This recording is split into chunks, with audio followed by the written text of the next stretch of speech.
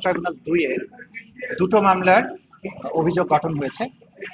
একটা হচ্ছে হাসানুল হক ইনু সাহেবের বিরুদ্ধে। তার বিরুদ্ধে মোট ৮টি চার্জ গঠন করা হয়েছে, যে অভিযোগগুলোতে তার ১৪ দলীয় জোটের অন্যতম শরিক দল জাতীয় সমাজতান্ত্রিক দলের সভাপতি হিসাবে এবং ১৪ দলীয় জোটের একজন প্রভাবশালী নেতা হিসাবে বিভিন্ন সময়ে ১৪ দলীয় জোটের মিটিংয়ে আন্দোলন দমনে বিভিন্ন পরিকল্পনা গ্রহণ, কারফিউ জারি, শুট অ্যাট সাইট, এগুলোর ব্যাপারে তার যে ভূমিকা ছিল সেই তার কমান্ড এবং সুপিরিয়র রেসপন্সিবিলিটির কারণে তার বিরুদ্ধে এই অভিযোগগুলো গঠন হয়েছে।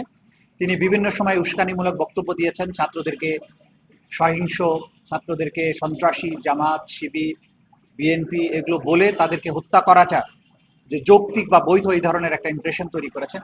বিভিন্ন সময়ে উস্কানিমূলক নানান ধরনের বক্তব্য, প্রেস কনফারেন্সে কথা বলেছেন।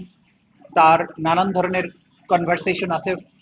বিগত সময়ে যিনি প্রধানমন্ত্রী ছিলেন শেখ হাসিনা, তার সাথে টেলিফোনে কথা বলে ড্রোন ব্যবহার করা, হেলিকপ্টার ব্যবহার করা, বোম্বিং করা, এইভাবে ছাত্র জনতাকে হত্যা করার যে পরিকল্পনা, সেগুলো নিয়ে প্রাইম মিনিস্টারের সাথে তার আলোচনা হয়েছে। তিনি তার সম্মতি জানিয়েছেন, পরামর্শ দিয়েছেন কিভাবে আটক করা উচিত, আটক না করে কোর্টে প্রডিউস না করে জেলে না পাঠিয়ে কি করা উচিত।